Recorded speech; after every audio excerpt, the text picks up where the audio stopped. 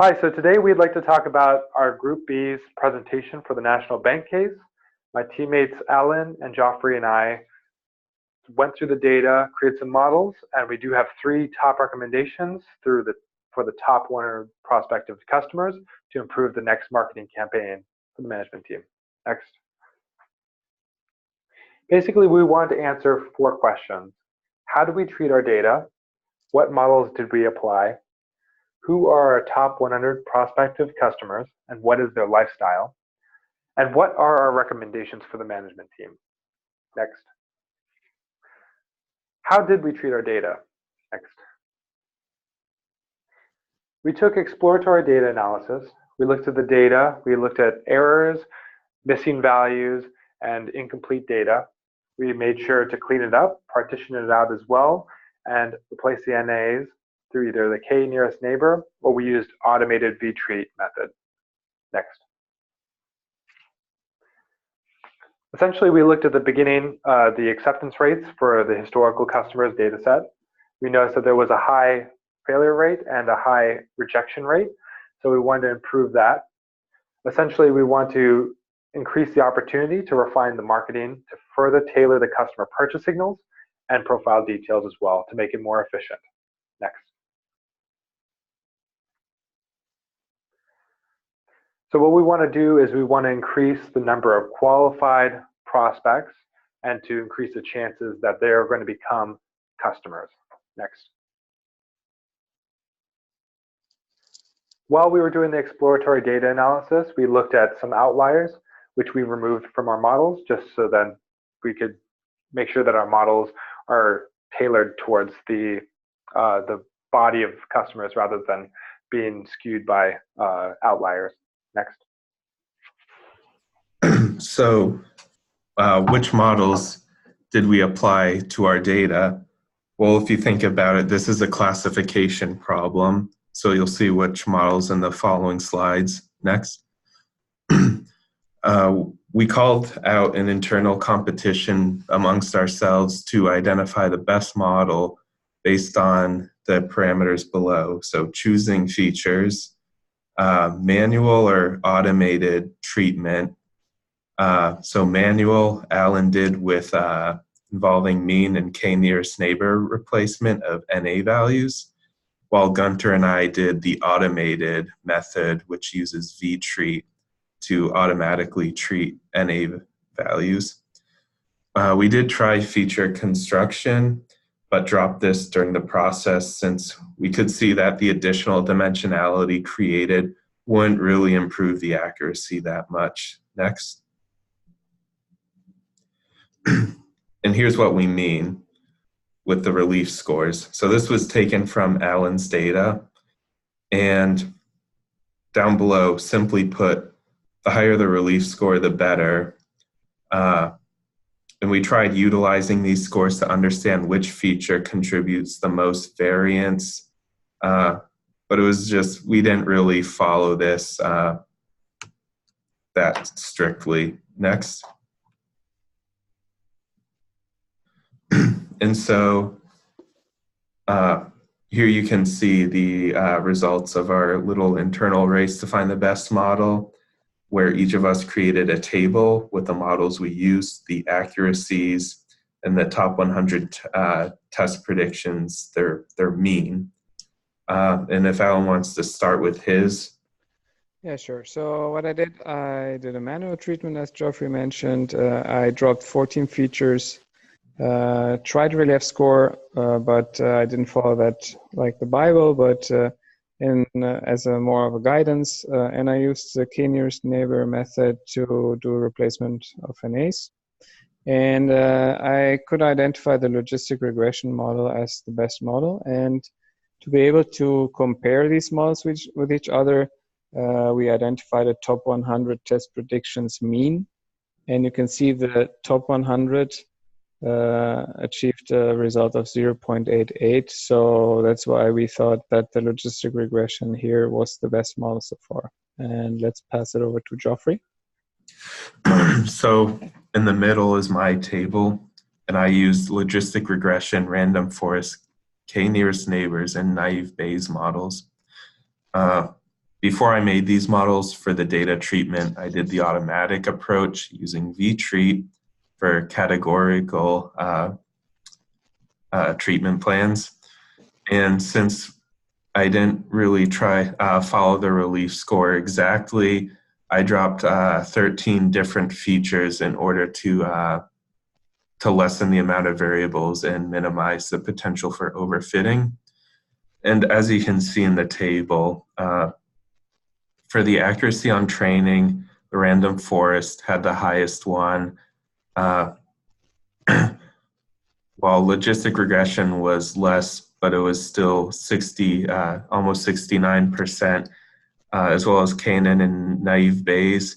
But overall, we decided to go with the logistic regression, and for mine, the top 100 test predictions, the mean was 8.84, which is certainly better than K&N and naive Bayes.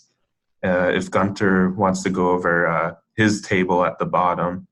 Sure. Yeah, so what I did was I actually used the least amount of features. I used 3 initially just because I saw a high correlation for my logistic regression model. And because of that, I did end up overfitting a little bit.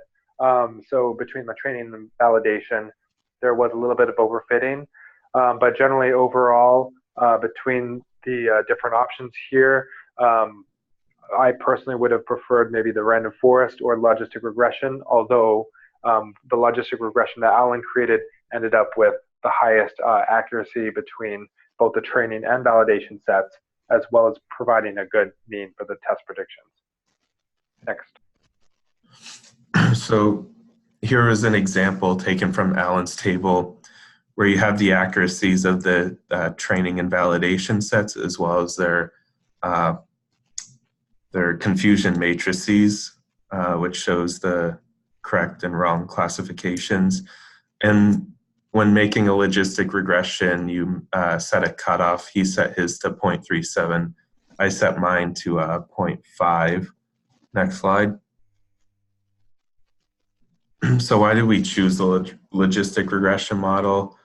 Well, it was mainly because the top 100 users' prediction mean was 0.888, so 88.8%. And on the right, you can see the top 20 results where the prediction per observation is pretty high, which is a good sign. So who are these prospective customers? Next. So the average age of these prospective customers is about 40. And one thing that stood out is that most of the affluent purchases were below the average age. So this means we have a lot of young potential customers that have disposable income and are making affluent purchases. Next slide. And in terms of the training and the prospective customers or our test sets, they both have around an equal split in between male and female head of households. And a majority of them work in management, blue collar, or technician jobs, which tend to pay pretty well. Next slide. Yeah. So then we identify the top 100 target users, and as Geoffrey showed, the population of prospective customers, we wanted to understand what is the lifestyle of these top 100 target users, so we can generate an ideal customer profile. So the target customer does not have a default on record and has a positive recent balance, has rather a health insurance, and is not decisively male or female, and has 50% of the time a higher education. Then we looked at a specific age bracket, which we identified, 25 to 42. And when we look at the marital status, if a customer is marked as single, above 30 for females and 50 for males, we should not target them. Married females above 55 are less likely to turn in the car for a loan, In the best group we identified are married, male and female around 30 to 45, and singles around 25 to 43. When it comes to education, we could see that female target customers have slightly higher education with increasing age above 35 on average, and young males below 30 are more likely to have pre-tertiary education. We looked at days passed, and we could see that males are more tightly clustered around 300 days before making a purchase decision, and females below the age of 40 can spend less or more time to consider the purchase decision. We saw that low recent balance is not a point of concern, and we could see that the top 100 customers can be marketed to even with a smaller recent balance. Also, we saw that the average customer drives a year 2000 car, is 40 years old, is contacted not more than 4 times, and takes not more than 400 days to decide. Beyond that, we identified more stats that can be utilized by management for more detailed drill down and campaign at a later stage. And I'll pass over to Gunter. Awesome. So what our recommendations are is next. We have 3 points that we're going to work off of. The ideal female is going to be a candidate who should be below 40, working in management or administrative, have tertiary or secondary education, have no default on record. They'll probably take around 400 days to decide on a purchase and should not be contacted more than 4 times. Also, the average female will also drive a year 2000 car. Also, for the ideal male is going to be below 45 years old, working in blue collar or technical work. He may have tertiary education, but it's not as important as it is for females, and he has no default on record. He'll take about 300 days to decide and should not be contacted more than 4 times. He also drives a year 2000 car on average. Single and married customers, if a customer is single, we should not target females above the age of 30 and 50 for males, and married customers should not be above 55 as they are less likely to turn in a car for a loan. These are our 3 top recommendations for the management team, and we look forward to making the next marketing campaign a better success and with more opportunities as well. Thank you.